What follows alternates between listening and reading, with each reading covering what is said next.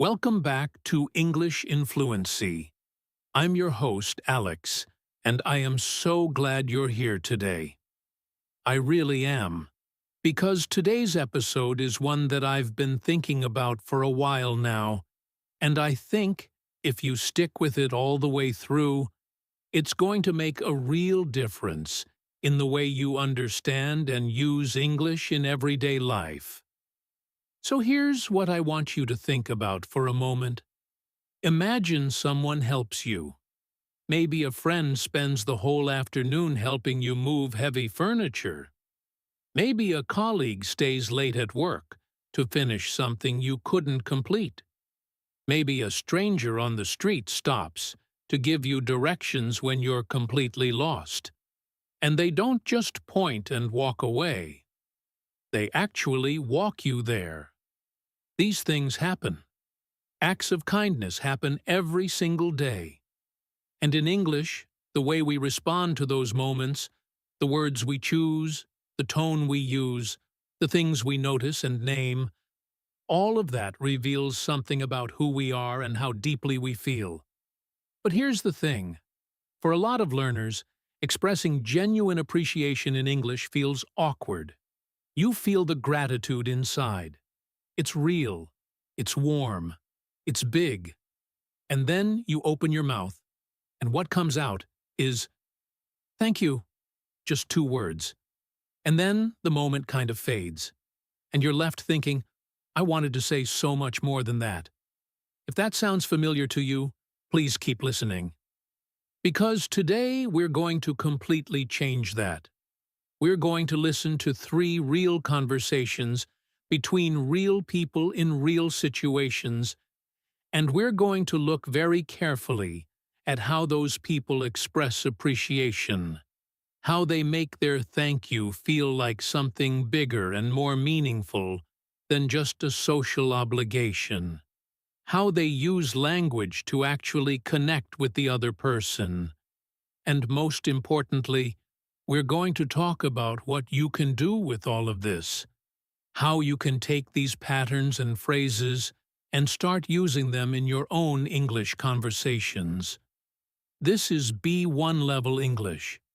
That means you're at an intermediate stage. You already have a solid foundation. You know grammar basics. You have enough vocabulary to have a real conversation. But you're working on that next layer. The layer where English stops being something you study and starts being something you feel. And that's exactly where we're going today. So, take a breath. Make yourself comfortable. Maybe grab a cup of tea or coffee. And let's begin. I want to give you a little background before we start listening. In linguistics, the academic study of language, there's a concept called politeness theory. 2 researchers named Brown and Levinson wrote about this in the 1980s, and their ideas are still hugely influential today. They talked about something called positive politeness. This is different from just being polite in the everyday sense. Positive politeness is a specific set of strategies that people use to build closeness, warmth, and connection in conversation. And one of the most powerful places where positive politeness shows up is in the expression of appreciation. When someone uses positive politeness to say thank you, they're not just acknowledging what the other person did. They're doing several other things at the same time. They're showing that they paid attention to the details. They're naming the emotional effect of the action. They're complimenting the other person's character, not just their behavior. They're using the other person's name, maybe even making a small joke or sharing a personal story. And all of these little things together create something that feels alive and genuine. Not like a script, like a real moment between 2 real people. And here's the good news. You don't need a linguistics degree to do this. Once you start noticing these patterns, Once you start building this vocabulary, it becomes natural. It becomes part of how you speak. And that's what this episode is all about. Our first conversation today takes place in an office. The two people are colleagues. Their names are Nadia and Tom. They've been working together on a big project for several months. A few weeks ago, Nadia had a family emergency. Nothing life-threatening, but serious enough that she had to take several days off work without much notice. She left in a hurry, she was stressed, and she barely had time to brief Tom on what needed to happen while she was away. But Tom stepped up. He didn't just cover her meetings. He read through all her files. He completed a client report that she'd been working on. He answered emails on her behalf. And he generally managed everything so smoothly that most people didn't even realize she was gone. And now Nadia is back at work. It's Monday morning, and she's come straight to Tom's desk. Nadia says, "Tom, hey, I need a minute with you. I've been sitting in the car park for 10 minutes trying to figure out how to start this conversation, which probably sounds a bit ridiculous. But here we are." Tom swings his chair around. "You were sitting in the car park? Are you okay?" Nadia laughs a little. "Yes, I'm fine. Well, I'm better. The family situation is more stable now, thank goodness. But I just wanted to find you first thing this morning, before the day got busy, because I heard everything you did while I was away. And Tom, honestly, I don't know what I would have done without you." Tom starts to say something, but Nadia holds up one hand. "No, wait. Let me say this properly. Please, because I've been practicing it in the car park, and I don't want to lose it." She takes a breath. "You didn't just hold things together. You didn't just survive. You looked after the Hargreaves account, which is one of the most complicated accounts we have. And I heard from Claire that you were calm, you were prepared, and you actually added a few things to the report that made it better than what I had planned. She said the client was really happy. And I need you to know that it wasn't just helpful. It was more than that. I came back this morning dreading what I was going to find, and instead, everything is fine. Actually, better than fine. And that's because of you." Tom is quiet for a moment. Then he says, "Nadia, I'm really glad it helped. But you would have done exactly the same for me. And probably better, honestly." Nadia shakes her head. "Maybe. But that's not the point right now. The point is, you did it. And you did it without being asked, without complaining, without sending me a single stressful message while I was dealing with my family, which, by the way, I noticed and I appreciated so much. That peace, that silence from work, that was a gift. You gave that to me, and I will not forget it." Tom looks a little moved. "Okay? Well, now I'm glad I didn't send those messages I was thinking about." Nadia laughs. "Were you really?" "I'm kidding, mostly." He smiles. "But really, I'm glad you're back. And I'm glad things are more stable at home. Are you doing okay?" Nadia says, "I'm doing much better. But Tom, one more thing. I'm going to mention what you did to our manager. Because she should know. And because you deserve the credit." Tom starts to protest, but Nadia says firmly, "Don't argue with me about this. I mean everything I've said this morning, every word, and I'll say it again if I need to." Okay, let's stop there and really dig into what just happened in that conversation. Because there is so much going on, and I want you to see every layer of it. The very first thing Nadia says is striking. She tells Tom she's been sitting in the car park trying to figure out how to start the conversation. Now, on the surface, that might sound like a strange thing to say, but think about what it communicates. It tells Tom that this conversation matters to her, that she's been thinking about it seriously, that she didn't just walk in and say thanks as she passed his desk. She sat and thought and prepared, and that intentionality, that effort, is itself a form of appreciation. She's showing him, before she's even said the thank you, that she takes this seriously. Then she asks him to wait. Let me say this properly. And she even tells him she's been practicing. Again, this might seem a bit funny or self-deprecating, but it's actually deeply warm. It lets Tom know that she has real, genuine feelings to express, and she doesn't want to mess it up. And when someone says that to you, when they say they've been thinking about what to say to you, it makes you feel important. It makes you feel seen. Now notice what Nadia is specific about. She doesn't say, "You handled things well while I was away." She says the name of the account, the Hargreaves account.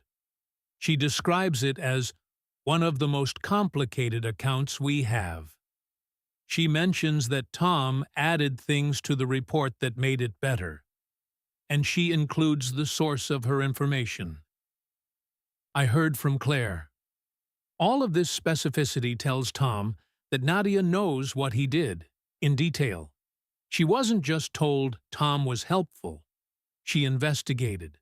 She found out the details, and she's feeding them back to him to show him that his effort was noticed and valued. This is one of the most important lessons of this episode. Specific gratitude hits differently. When someone just says, "You were great," it's nice. It feels good for about 30 seconds.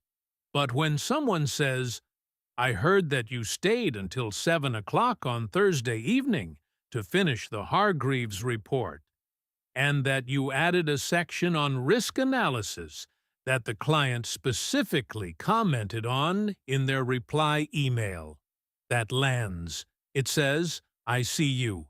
I know what you actually did, and I think it matters." So try to practice this. When you want to express genuine appreciation, don't just say what you're grateful for in general terms. Say it in detail. Name the specific actions. Name the specific effect. Name the moment when you felt it most. The more specific you are, the more real your gratitude becomes. Now, let's look at the phrase Nadia uses when she talks about Tom not sending stressful messages. She says, "That peace, that silence from work, that was a gift." I want to spend a moment on the word gift here, because this is a very deliberate choice of language, and it carries a lot of meaning. When we call something a gift, we're saying it was something given freely, generously, without obligation. You didn't earn a gift. Someone chose to give it to you. And by calling the silence, the absence of stress, a gift, Nadia is recognizing something that Tom didn't do. Not just the things he did, but the thing he chose not to do. He could have sent worried messages. He could have asked questions. He could have forwarded emails that needed her attention. But he didn't. He protected her peace. And she noticed. This is a sophisticated move in expressing appreciation. To acknowledge not just what someone did, but what they chose not to do. The restraint they showed, the space they gave you, is a very deep form of noticing. And when you say it out loud, it communicates to the other person. I understand the effort it took to hold back. I appreciate the judgment you showed. That means so much. And then Nadia says, "I will not forget it." Short, simple, but very powerful. It says that this moment, this act of kindness, is not going to fade for her. It has a permanence in her memory. And that's the kind of thing that makes someone feel like what they did truly mattered. I want you to try something right now. Think of a moment when someone helped you, not just with the thing they did, but also with how they did it. Maybe they were calm when you were panicking. Maybe they didn't ask for anything in return. Maybe they made a point of not burdening you. Can you describe that in English? Can you say, "You didn't send those messages, and that silence was a gift to me"? Try it. Say it out loud. It might feel a little formal at first, but it's real. And real language, said with feeling, is exactly what we're working towards. Let's move to the second conversation. This one has a much lighter, warmer tone. It's between two friends, Priya and Jake. They've known each other for about 5 years. A few weeks ago, Priya moved into a new apartment, her first solo flat, which was a big deal for her, and Jake offered to help her move. What he didn't know going in was that the lift in the building was broken, that Priya had somehow accumulated an enormous amount of furniture over the years, and that the temperature that day was absolutely sweltering. It was one of those days where the heat just sticks to you. And yet, Jake showed up at 8 in the morning with coffee for both of them and a cheerful attitude. And he stayed for 7 hours until every single box was inside, and every piece of furniture was where Priya wanted it. Now they're meeting for coffee a few weeks later, and Priya has something she wants to say. She's been fidgeting with her cup. She puts it down. She says, "Okay, I've been trying to work out how to say this, and I keep making it sound either way too serious or way too casual, so I'm just going to say it. Jake, that Saturday, the moving day, I think about it all the time." Jake looks at her. "You think about it all the time? Why? Was it traumatic?" Priya laughs. "No, the opposite. It was, okay, I'm going to tell you something and you're not allowed to be weird about it." She takes a breath. "When you arrived that morning with coffees, I was already on the verge of tears because I had realized the lift was broken, and I just thought, this is going to be a disaster, and he's going to hate me for the rest of his life. And I nearly texted you to cancel. And then you walked in and you said," she does an impression of him, "Right then, which is heavier, the wardrobe or your collection of kitchen gadgets you never use?" She grins, and I laughed, and I kept laughing on and off for the entire rest of the day. Every time I thought I was going to cry from the heat or the stares, you made some terrible pun, and I forgot to be miserable. Jake looks genuinely pleased. "I do have an excellent repertoire of furniture-related puns." Priya says, "You really, really do. But Jake, beyond the puns, what I'm trying to say is that it wasn't just the physical help. It was everything else. The way you never once complained, even though I know you were dying in that heat because your face was basically purple by the 4th floor. The way you kept checking that I was okay. The way you rearranged the sofa 3 times because I couldn't figure out which way looked better. And you never, not once, sighed or looked annoyed. You were just patient and kind and really, genuinely, impossibly good." Jake says, "You're going to make me emotional, and I refuse to cry in a cafe." "I'm serious, though," Priya says. "I know we don't always say these things out loud because we've been friends for ages, and there's kind of an unspoken, you know, we just help each other. We don't make it a big thing." but I wanted to make it a big thing. Just once. Because that day mattered to me. My first apartment, Jake. The first place that's properly mine. And you were there for it. And you made it a happy memory instead of a horrible one. And I need you to know that I love you for that. Like, properly. I'm so grateful you're my friend. There's a moment of quiet. Jake reaches over and squeezes her hand. He says, "For the record, that day was honestly one of my favorite days in years. I mean, the stairs nearly killed me. But everything else? I loved it. You were so happy every time a box went in. It was really lovely to watch." Priya says, "Oh, stop. Now I'm going to cry." Jake says, "Good. Then we're even." Now this conversation is just full of warmth and personality. And I want to walk through it carefully because there are some really useful patterns happening here that are slightly different from the first conversation. Priya opens by saying she's been trying to work out how to say this for a while, and she keeps making it sound either way too serious or way too casual. This is a deeply relatable thing to say, and it immediately creates a sense of intimacy. She's letting Jake into her thought process. She's being honest about her uncertainty and her desire to get it right. And that vulnerability, that willingness to be a little bit exposed, actually makes the gratitude feel more genuine. If she'd just walked in and delivered a polished speech, it might have felt rehearsed. Instead, she's bumbling into it, and that's actually more touching. Then she says, "I think about it all the time." This is a beautiful thing to say to someone you're grateful to. Not, "I was grateful at the time," but "I think about it now, still, regularly."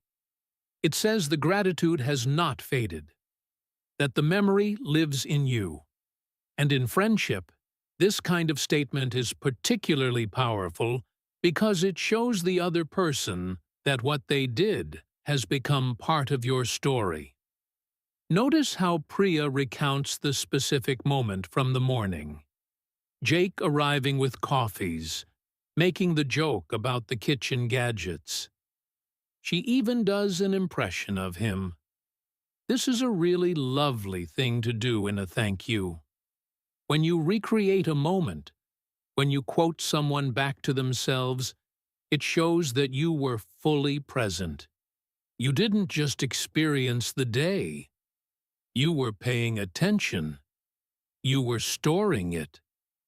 And when you play it back to them, it has a magic quality. It says, "I was there with you. I remember." Priya also names the contrast between how she was feeling inside, on the verge of tears, convinced it was going to be a disaster, and how the day actually turned out. This contrast is important in expressing appreciation because it helps the other person understand the full weight of what they did. If she had just said, "Moving day was fun," Jake might have nodded and thought, "Yeah, I guess it was." But instead she says, "Here is what I feared it would be, and here is what it actually became. And the difference is you." That's an invitation for Jake to understand the real significance of his actions. And then there's this phrase, "You were just patient and kind, and really, genuinely, impossibly good." I want to highlight the word impossibly here. It's used in an unusual way. When Priya says Jake was impossibly good, she doesn't mean it was literally impossible. She means it was so good that it shouldn't have been possible. It was beyond what she expected, more than she could have reasonably asked for. And using a word like impossibly in this context is very vivid and expressive. It shows the intensity of her admiration. You might also hear people say things like unreasonably kind or absurdly patient, or incredibly generous. All of these use unexpected modifiers to show that someone went above and beyond the ordinary. Then Priya says something that I think is really important. I know we don't always say these things out loud, because we've been friends for ages. She's acknowledging the unspoken norms of their friendship, that they help each other without making it a big deal. And then she says, "But I wanted to make it a big deal. Just once." This is a conscious choice to step outside the comfortable, casual patterns of their friendship and say something real. And in doing so, she's giving Jake a gift too. She's letting him know he is loved and appreciated, which is something everyone needs to hear, even if they act like they don't. The phrase, "I love you for that," is particularly lovely. Not, "I love what you did," but "I love you for it." That preposition, "for," changes everything. It connects the person to the thing, rather than separating them. It says, "This act of kindness, this patient way of being, that is part of who you are, and that is part of why I love you." And then notice what happens at the end. Jake reveals that the moving day was one of his favorite days in years. He describes what it felt like for him, watching Priya be happy as each box went in. And this is important because it shows us that gratitude is not a one-way street. When you express appreciation genuinely and specifically, you often discover that the person who helped you also received something from the experience. The kindness didn't just flow from Jake to Priya. They both got something from that day. And when you create the space for that conversation, when you step up and say thank you properly, you create an opportunity for both people to realize that. Let me give you a quick moment to reflect. Can you think of a friendship you have where there's something that's gone unsaid? Something kind that the other person did, that you've thought about but never quite articulated? What would it feel like to step out of the unspoken norms and say it? What would you want them to know? You might not use every phrase from Priya's conversation, but even one specific detail, even one honest sentence, can make an enormous difference. Now let's move to our third conversation. This one is a bit different in tone. It's between a student and a teacher. A secondary school student named Marcus and his English literature teacher, Ms. Okonkwo. Marcus is in his final year of school. He's 17, about to move on to the next chapter of his life, whether that's university, an apprenticeship, or something else entirely. And before he leaves, he wants to say something to Ms. Okonkwo that he's been carrying around for a while. Ms. Okonkwo teaches English literature. She's the kind of teacher who genuinely loves her subject. Not the kind who loves it in a remote academic way. The kind who loves it because she believes that stories and language are the most human things there are, and she wants her students to feel that. She asks big questions. She doesn't always give you the answer. She says things like, "I'm not interested in what you think the right answer is. I'm interested in what you actually feel about this text." And Marcus, who arrived in her class 3 years ago as a quiet, slightly uncertain boy who liked writing but didn't know if it was real or meaningful, has been transformed. He knocks on the classroom door at the end of the last day of the school year. The corridors are noisy outside, lockers banging, students shouting goodbye, the particular chaotic energy of the final day. But inside Ms. Okonkwo's room, it's quiet. She's packing books into a bag. She looks up and smiles. She says, "Marcus, come in. Shouldn't you be out there celebrating with everyone else? He steps inside. He's carrying a small card in his hand. He says, I wanted to find you before you left. I've been trying to figure out the right moment all day. She gestures to a chair. Sit down. I've got time. He sits, and he puts the card on the desk in front of him. And he doesn't say anything for a second. Then he says, I wrote you a card, but I also wanted to say it in person, because I thought a card might not be enough. Actually, I'm not sure talking is going to be enough either. But I'll try. Ms. Okonkwo waits. She's the kind of teacher who knows how to wait. Marcus says, I came into your class in year 10, and if I'm honest, I liked English already. But I thought of it as something I did at school, like a school subject. I was good at it, and I did the work, and that was the end of it. But then, I remember there was this one lesson. We were reading that short story by Chimamanda Ngozi Adichie, and you stopped in the middle of reading it, and you just said, how does this make you feel right now, in your body? Not what does it mean? What does it feel like? And I thought that was a strange question. But I tried to answer it. And something happened that day that I've been trying to describe ever since. It was like a door opened. He pauses. Ms. Okonkwo says quietly, Go on. After that lesson, I started writing. At home, in the evenings, in my room. Not essays, not the kind of writing I'd do for school. Just things, stories about my family, observations. A long thing I wrote about my grandfather, trying to understand him. Things I'd never written before, because I'd never thought it was something I was allowed to do. Like writing for myself was something only real writers did. And I wasn't a real writer. He looks up. And slowly, I became one. Or at least, I started to feel like I could be. Ms. Okonkwo says, You are one, Marcus. Don't put it in the future tense. He smiles. That's kind of what I mean.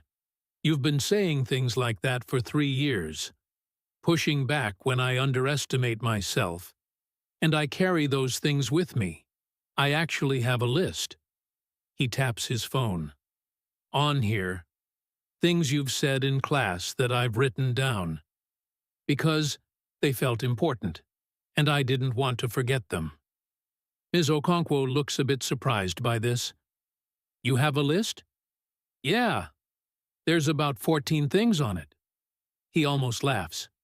One of them is, specificity is where truth lives. You said that in a feedback session in year 11, and I thought, that's it.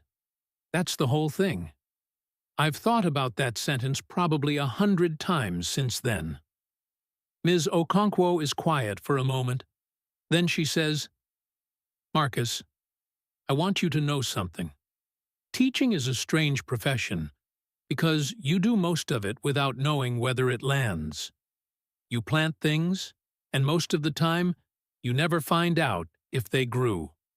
And right now, sitting here with you, I feel like I'm finding out, and it means more than I have words for. Marcus says, I'm glad I said it then, because I think people who do things that matter should hear about it. Like, why wait? Why not just tell them? He stands up and slides the card across the desk. It's all in there too, but I wanted to say it out loud, because you deserve to hear it out loud. She takes the card. She says, Thank you, Marcus. Genuinely. For coming back. For sitting down. For the list. She smiles. Especially the list. He laughs. Take care of yourself, Ms. Okonkwo. You too, she says. Now go. Go and write something great. He stops at the door. I already started, he says. And then he's gone. This third conversation is different from the others, and I want you to feel why. There's a formality to it, yes. Marcus is speaking to a teacher, and there's a respect in his tone. But underneath that formality is something very personal, very specific, and very brave. Let's look at what makes it work. Marcus begins by saying he's been trying to find the right moment all day. This is similar to what we heard from Nadia and Priya. This idea of having planned and thought about the conversation before arriving. And again, the planning itself is a signal. It says, "This is not a casual throwaway. I have been carrying this, and I wanted to deliver it properly." Then Marcus says something that I find really moving. He says, "I thought a card might not be enough. Actually, I'm not sure talking is going to be enough either, but I'll try." There's a beautiful humility in this. He's acknowledging that language is imperfect, that sometimes what we feel is bigger than what we can say. And rather than letting that stop him, he says, "But I'll try anyway." And that trying, that willingness to attempt an imperfect expression of a deep feeling, is one of the most human things we can do. The story Marcus tells about the lesson with the Chimamanda Ngozi Adichie short story, about the question Ms. Okonkwo asked, is a perfect example of what we talked about earlier. The power of specificity. He doesn't say, "You changed my relationship with writing," in the abstract. He says, "Here is the exact moment. Here is the exact question you asked. Here is what happened inside me when I tried to answer it." He gives her the scene, the words, the feeling. And that specificity transforms it from a general appreciation into a real memory that both of them can now share. The phrase, "a door opened," is worth lingering on. This is a metaphor, a figure of speech, where you describe one thing in terms of another. And it's a very apt metaphor here, because a door suggests passage from one state to another. It suggests that on one side of the door, something was closed off, not yet available. And now it's open. And what's on the other side is everything that came after, a new world of possibility. When you use a metaphor like this, you compress a complex emotional experience into a simple, vivid image that the other person can immediately understand. Marcus then says something about not feeling like he was allowed to write for himself. This is a profound thing to share. He's being very honest about the inner barriers he had, the self-doubt, the idea that only real writers could write for their own pleasure and meaning, and he's crediting Ms. Okonkwo with helping him dismantle that barrier. He's not just saying, "You helped me get better at writing." He's saying, "You helped me believe I was the kind of person who was allowed to write."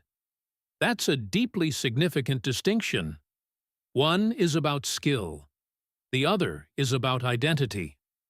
And then he shows her the list. 14 things she's said in class that he wrote down on his phone. The detail he gives, "Specificity is where truth lives," is an extraordinary example of how a single sentence from a teacher can echo through a student's life for years. He's thought about that sentence 100 times, he says. He's carried it. He's applied it. He's been shaped by it. And now he's giving it back to Ms. Okonkwo, so she can see the trail of it. This is what good gratitude does. It doesn't just say, "You were helpful." It traces the line from the help to the effect. It shows the other person the journey that their kindness set in motion. And when you can do that, when you can say, "Here is where your action touched me. Here is where it changed me. Here is where I am now because of it," you give the other person something that is, in its own way, a gift in return.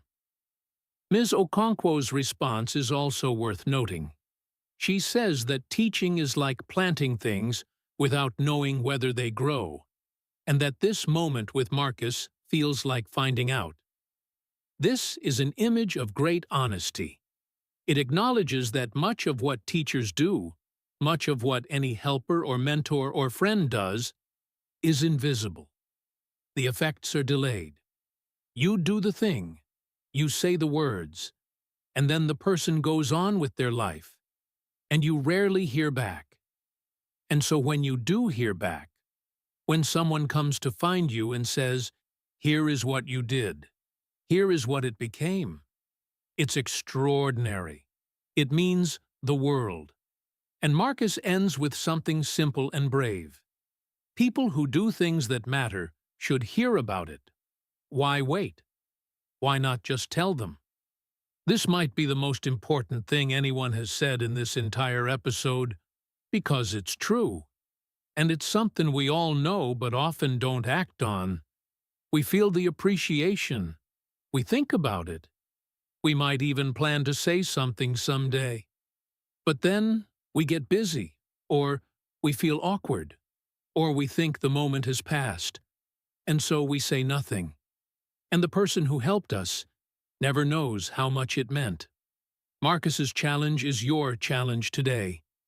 Think of someone who did something that mattered to you, and instead of waiting for the right moment, instead of planning to say something someday, go and say it now. Write the message. Make the call. Knock on the door. You can use the language we've heard today. You don't have to be perfect. You just have to try. Now let me pull together the key patterns and phrases from today's 3 conversations. I want to give you a clear toolkit that you can start using right away. The first pattern is the opening that signals depth. Before you even say what you're grateful for, you can say something that shows the other person this matters to you. You can say things like, "I've been sitting with this for a while, and I wanted to say it properly," or "I've been trying to find the right moment all day," or "I don't quite know how to start this, but here I am," or "I came to find you first thing this morning because I needed to say this." These openings create a frame of seriousness and intention. They prepare the listener to receive something real. The second pattern is specific naming. Instead of saying, "You helped me a lot," you name the exact thing, the exact moment, the exact detail. You stayed until the Hargreaves report was finished. You made a terrible pun about the wardrobe on the 4th floor. You asked me what the story felt like in my body, not just what it meant. Specific details are the proof of your attention. They show the other person that you were truly present, and that you noticed, and that you remember. The third pattern is naming the contrast. This means describing what you feared or expected, and then contrasting it with what actually happened. I thought it was going to be a disaster, and instead it was one of the best days I've had in years. I came back to work dreading what I'd find, and instead, everything was fine. This contrast makes the gratitude vivid.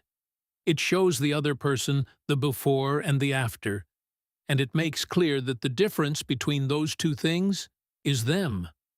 The fourth pattern is naming the inner effect. Not just, "It was helpful," but "It changed something in me," or "It gave me peace of mind," or "It made me feel like I was allowed to do this," or "A door opened." When you name your inner experience, the emotion, the shift, the realization, you take the appreciation from the surface level to a deeper one. You're inviting the other person into your inner world, and that's an act of trust and intimacy. The fifth pattern is complementing character, not just action. You're one of the good ones. I couldn't have asked for a better person. You were impossibly kind. You are a real writer, Marcus. Don't put it in the future tense. These phrases go beyond what someone did and acknowledge who they are. They make the other person feel seen at a deeper level. The sixth pattern is the reinforcer. These are small phrases that signal you mean everything you're saying, that you're not just being polite. I mean it. Genuinely. Really. From the bottom of my heart. I'll say it again if I need to. I want you to hear this out loud. These little reinforcers close the gap between politeness and truth. They tell the other person, this isn't a formality. This is real. And finally, the seventh pattern is the lasting testimonial. This is when you tell the other person that the gratitude has not faded, that it lives in you still. Every time I look at that wardrobe, I think of you. I carry your words with me everywhere. I will not forget it. I've thought about that sentence probably 100 times. These phrases communicate permanence. They say, you left a mark. Your kindness is part of my story. And that is perhaps the most powerful thing you can say to another person. Let's take a short moment here and go deeper into something I think is really important for your English development. Something I call the echo effect of appreciation. You see, when you express gratitude in English in a genuine, detailed, emotionally specific way, something happens that goes beyond just that single conversation. The other person doesn't just feel appreciated in that moment. They carry it with them. They think about it later. They remember how it felt to be seen and thanked properly. And that changes the texture of your relationship with them. Your friendship or working relationship becomes warmer, more trusting, more real. The language of appreciation isn't just a social nicety. It's a building block of connection. And there's another dimension to this that I find fascinating. When you practice expressing appreciation in a second language, when you search for the right words, when you reach for specificity and emotional honesty in English, you are actually doing two things at once. You're improving your English, obviously, but you're also practicing something that most people, in any language, don't do enough.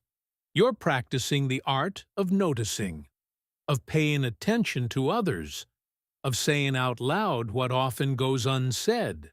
And that's a life skill, not just a language skill. I want to expand on one more aspect of positive politeness before we move to the practical section. Throughout today's conversations, you might have noticed that the people expressing appreciation often use the other person's name. Nadia says Tom at the beginning. Priya says Jake several times. Marcus says Ms. Okonkwo with clear respect. And Ms. Okonkwo says Marcus when she wants to make a point directly to him.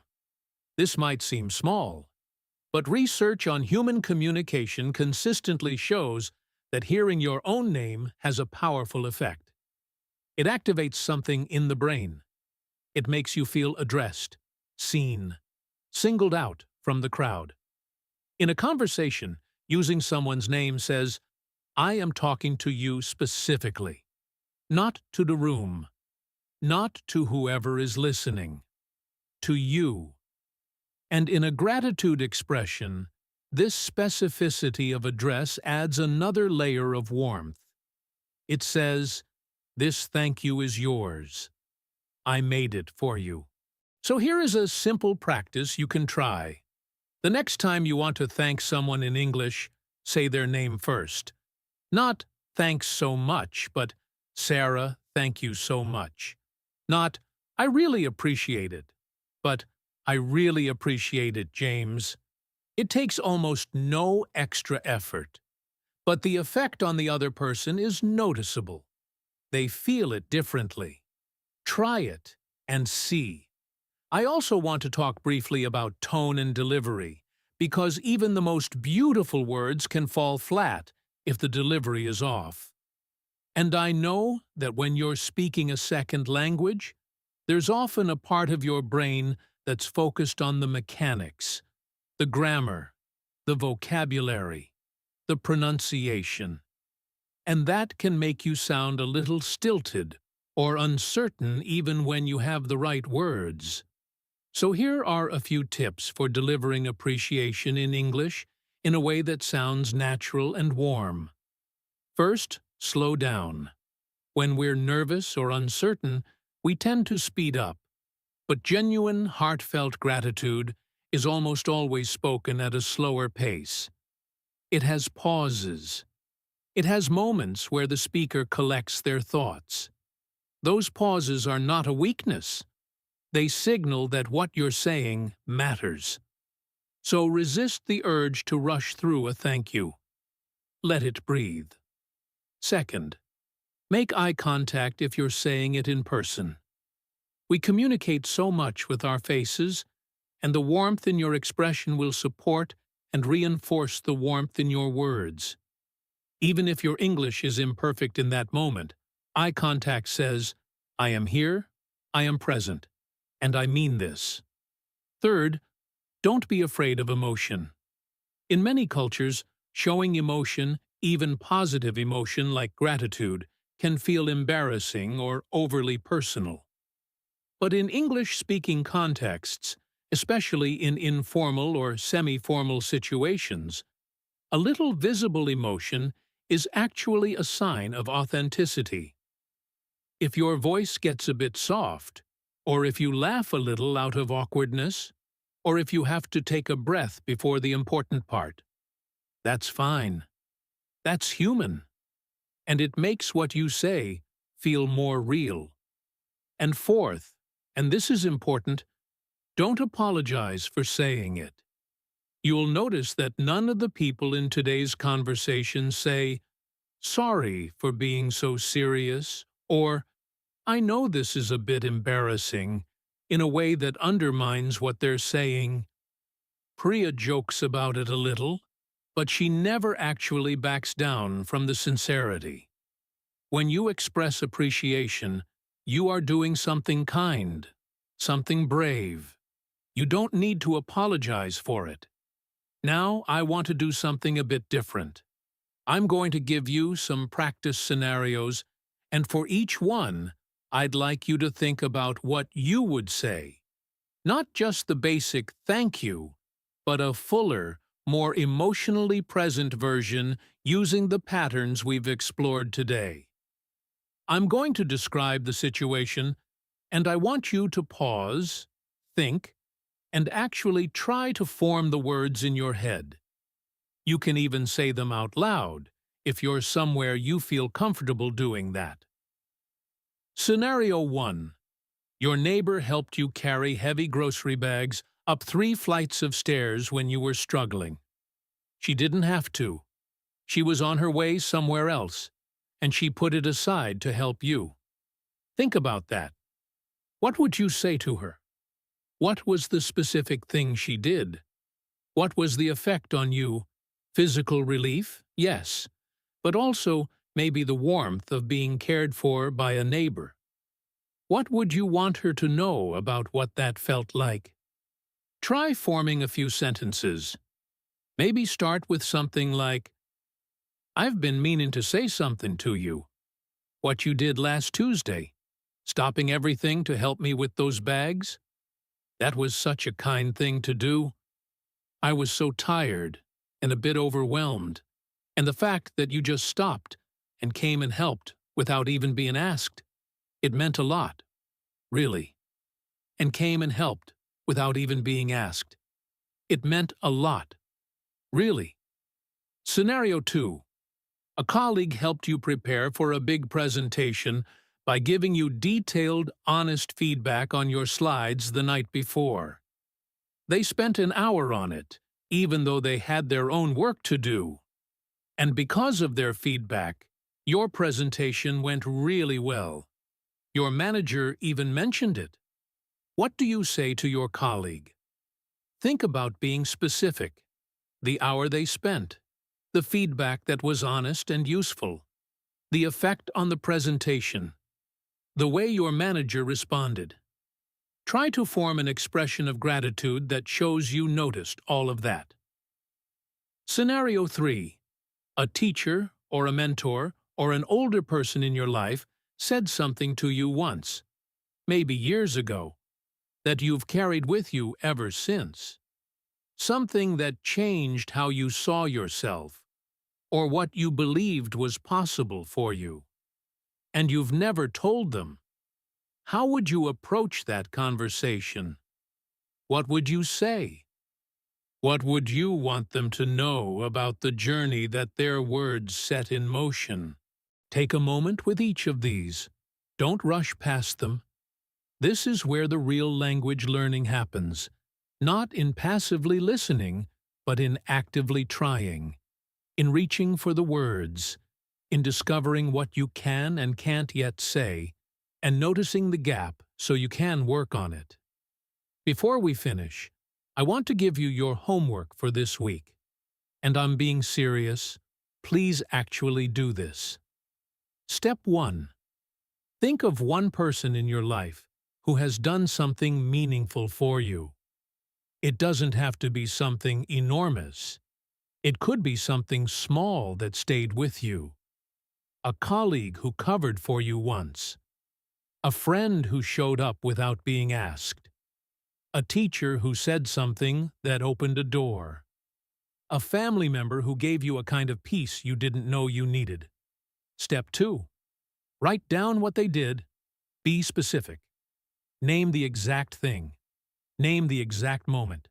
Name the exact feeling you had. Step 3. Write down what it changed in you, or what it gave you, or what it allowed you to believe about yourself. Trace the line from their action to your inner world. Step 4. Write down what you want them to know. Use some of the patterns from today. Use an opening that signals depth. Use specific details. Use a contrast. Name the inner effect. Complement their character. Step 5. Say it. Say it in a message, or a card, or a phone call, or in person. Don't wait for the perfect moment. The perfect moment is the one you make. And if you'd like to share what you wrote, if you'd like to practice this in a community of English learners who are all working on the same thing, you can find us on social media. You can share your practice in our community group. You can leave a comment or send a message, because we're here and we're listening, and we believe in what you're doing. Now, before I let you go today, I want to talk about one more thing, and it's something slightly different from what we've been discussing. We've been talking about how to express appreciation to others, but I think it's also worth briefly considering how to receive appreciation when it's directed at you. Because in English conversation, the way you respond when someone thanks you genuinely matters too. And for many learners, and honestly, for many native speakers too, receiving appreciation gracefully is surprisingly difficult. When someone expresses real, heartfelt gratitude, the way Nadia did to Tom, or the way Priya did to Jake, or the way Marcus did to Ms. Okonkwo, there's a temptation to deflect, to say, "Oh, it was nothing," or "You would have done the same," or "I didn't really do that much." And as we saw in today's conversations, a little deflection is natural and even charming. Tom saying, "Come on, you would have done the same," is a warm response. It shows humility. It creates equality. But if you deflect too hard, or if you keep insisting that you didn't do anything, you actually take something away from the other person. You minimize their experience.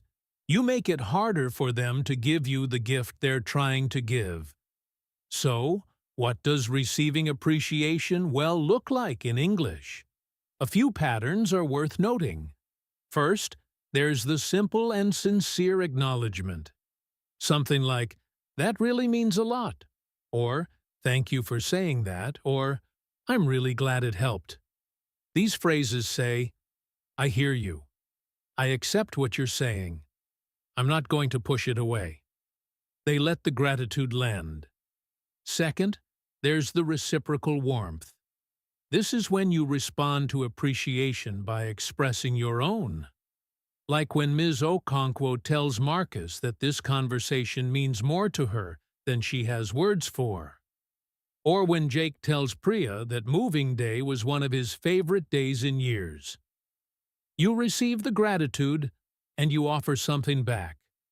Not because you feel obligated, but because the conversation has opened a door and it feels natural to walk through it together. Third, there's the gentle redirect. This is when someone thanks you, and you want to keep the focus on them and their journey rather than on yourself. Ms. Okonkwo does this when she says, "Keep writing that essay," and "Go and do something great, Marcus." She receives his gratitude and then turns the light back onto him and his future. It's a gracious, generous move. And it's very English in its understatedness. The key principle in receiving appreciation well is this: don't close the door. When someone opens up and says something real and vulnerable and warm, the worst thing you can do is shut it down with excessive modesty. You can be humble. You can redirect. But let the moment breathe. Let it be what it is. A genuine human exchange between two people who care about each other. Because those moments are rarer than we realize, and they're worth having. I also want to share something that I've noticed about learners at the B1 level specifically, because I think it's relevant here. At this stage of your English journey, you often have the vocabulary to say many things. You can construct correct sentences. You can be understood. But there can be a gap between what you know and what feels natural to say. Some phrases feel stilted, or too formal, or like they belong in a textbook. And so even when you know the right words, you might hold back because you're not sure you can pull them off convincingly. I want to gently challenge you on this. The phrases in today's conversations are not complicated. It wasn't just what you did. It was how you did it. This gave me peace of mind when I needed it most. You're one of the good ones. These are simple sentences, short words, everyday grammar. The reason they feel powerful in the conversations is not because of linguistic complexity. It's because of emotional honesty. The speakers mean what they're saying. They're not performing. They're simply telling the truth about how they feel. And that's available to you, too, right now. At B1 level, you don't need to wait until your English is more advanced before you can express genuine feeling. You just need to trust that simple, honest language, spoken with warmth, lands exactly as it should. In fact, sometimes simpler language, said with real feeling, is more powerful than elaborate language said without it. Think about the sentence Marcus uses. People who do things that matter should hear about it. That's 15 words. Most of them are one syllable. There's nothing grammatically complex about it. But it's one of the most meaningful things said in the entire episode. Because it's true, and it's said with belief, and it's directed in that moment at the right person. Your English is good enough to say something meaningful to someone today. You have all the tools you need. The only question is whether you'll use them. One more thought before we close. I've spoken a lot today about expressing appreciation to other people, but I want to end with a small, quiet suggestion. Appreciate yourself too. This journey you're on, learning English, showing up, trying, failing sometimes, trying again. It takes real effort, real courage.